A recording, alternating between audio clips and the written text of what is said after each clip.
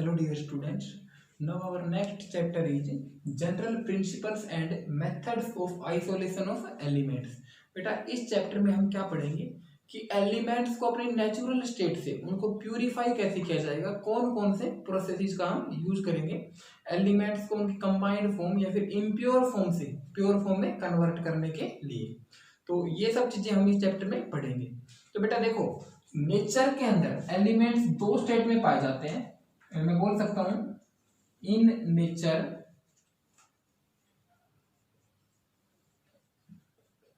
Elements can be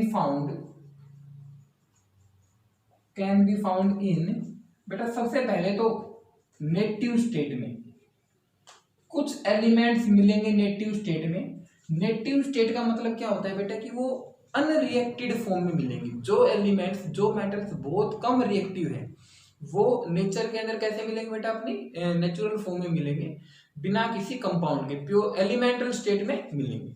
तो मैं बोल सकता हूं कि एलिमेंट्स, लिस्ट रिएक्टिव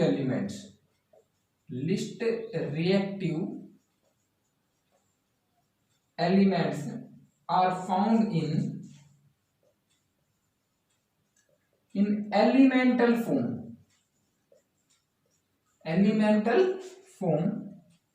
बेटा एलिमेंटल फॉर्म के साथ, इनके साथ कुछ इम्प्योरिटीज भी हो सकती है अलोंग विद इम्प्योरिटीज। बेटा नेटिव स्टेट के अंदर कौन कौन से एलिमेंट्स मिलते हैं हमें? फॉर एग्जांपल जैसे गोल्ड मिल जाए, गोल्ड इज अनरिएक्टिव, या फिर प्लेटिनियम, सिल्वर, ये सारे एलिमेंट्स बहुत कम रिएक्टिव होते हैं, किसी के साथ रिएक्ट नहीं करते, अपनी एलिमेंटल फॉर्म के अंदर ही नेचर के अंदर पाए जाएंगे। या फिर सेकंड कंडीशन है बेटा, एलिमेंट्स पाए जा सकते हैं कंबाइंड स्टेट में। कंबाइंड स्टेट में कौन से एलिमेंट्स मिलेंगे बेटा? जो कि काफी ज्यादा रिएक्टिव है। जो एलिमेंट रिएक्टिव है वो अपनी नेचुरल स्टेट में, एलिमेंटल स्टेट में नहीं मिलेगा। वो या तो अपने ऑक्साइड की फॉर्म में, या क्लोराइड की फॉर्म में, या सल्फेट की फॉर्म में, कार्बोनेट की फॉर्म में मिलेगा। मतलब सोल्ट बना के नेचर के अंदर प्रेजेंट रहेगा। तो मैं बोल सकता हूं बेटा highly reactive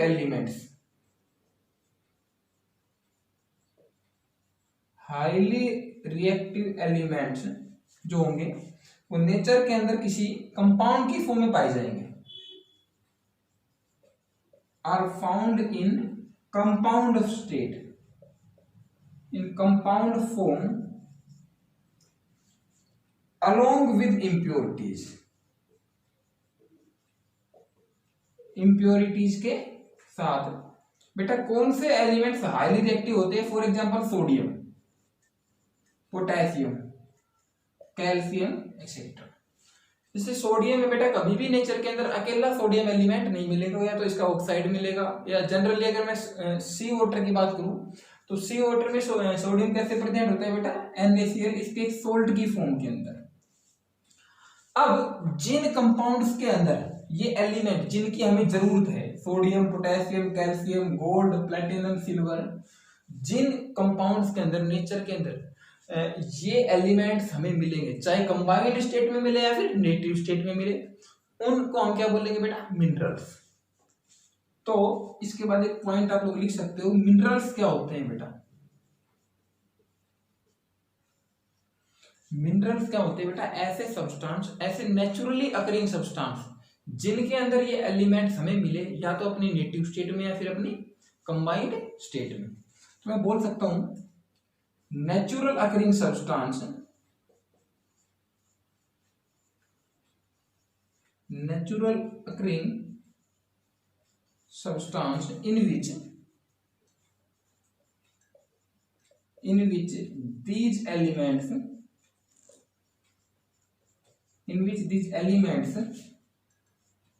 in native or combined state, in native or combined state are present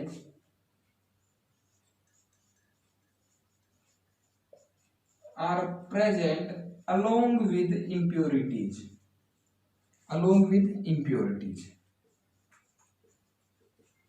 बेटा इम्प्योरिटीज के साथ वो एलिमेंट या तो अपने नेटिव स्टेट में या कंबाइंड स्टेट में मिले नेचुरली, उस सब्सटेंस को क्या बोलेंगे बेटा? मिनरल।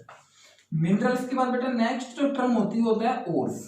बेटा और भी क्या होते हैं? एक तरीके से मिनरल्स ही होते हैं जिन मिनरल से हम एलिमेंट्स को इफेक्टिवली और इकोनॉमिकली हम जिनमें से मिनरल्स को निकाल सके, सॉरी एलिमेंट्स को निकाल सके, उन मिनरल्स को हम क्या बोलेंगे? ओर्स बोलेंगे। जिनमें से जिन मिनरल्स के अंदर से हम एलिमेंट्स को आसानी से निकाल सकें इकोनॉमिकली भी, तो उन मिनरल्स को हम क्या बोलेंगे? ओर। तो मैं बोल सकता हूं मिनरल्स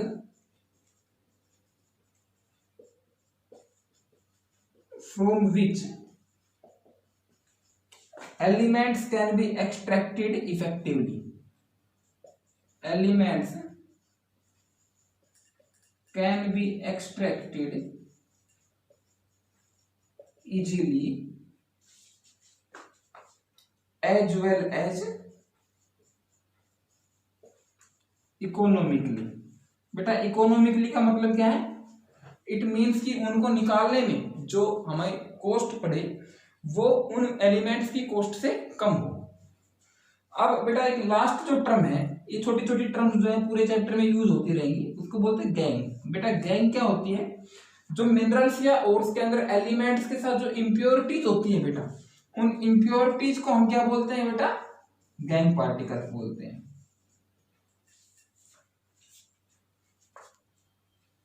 ओके बेटा, नेक्स्ट टर्म क्या है? मेटलर्जी, जो कि इंपॉर्टेंट टर्म है बेटा। मेटलर्जी क्या होती है बेटा? मेटलर्जी ब्रांच ऑफ केमिस्ट्री, जिसमें हम क्या पढ़ते हैं बेटा? अबाउट हम लोग पढ़ते हैं बेटा इसमें कि इम्प्योर एलिमेंट से प्योर एलिमेंट को बनाने के लिए कौन कौन से प्रोसेसेस को हम यूज करते हैं, उन प्रोसेसेस के बारे में हम मेटलर्जी में पढ़ते हैं। दोबारा बताता हूँ, इम्प्योर फॉर्म ऑफ एलिमेंट से जब हम उनको प्योरीफाई करेंगे, प्योर फॉर्म में लेके जाएंगे, तो जिन प्रोसेसेस का यूज करेंगे उन प्रोसेसेस के बारे में हम मेटलर्जी में पढ़ते हैं। बट बेसिकली हमें इसमें क्या करना है? Impure form of element. बेटा इम्प्योर फॉर्म ऑफ एलिमेंट मतलब मैं क्या बात कर रहा हूं? मिनरल्स या फिर ओर्स की। मिनरल्स से हमें मेटल को बाहर निकालना है, प्योर एलिमेंट में इसको कन्वर्ट कर देने के प्रोसेस को हम क्या बोलेंगे? मेटलर्जी। बेटा मेटलर्जी में अब मेनली 3 स्टेप्स हम लोग करते हैं जनरली। सबसे पहला स्टेप बेटा क्या होगा? Concentration of ore. Concentration of ore. बेटा ओर के अंदर देखो क्या होता है, ओर एक तरीके से मिनरल ही है। ओर के अंदर बेटा क्या क्या चीजें प्रेजेंट होती है? एक तो एलिमेंट, एलिमेंट अपनी कंबाइंड स्टेट में भी मिल सकता है और अपनी नेटिव स्टेट में भी मिल सकता है। एलिमेंट इन कंबाइंड और नेटिव स्टेट, प्लस हमें क्या मिलेंगी बेटा? इंप्योरिटीज। तो इस ओर से इंप्योरिटीज को हटा देने के प्रोसेस को हम क्या बोलेंगे बेटा? Concentration. Concentration of ore. Second जो स्टेप है बेटा वो क्या है? Isolation of element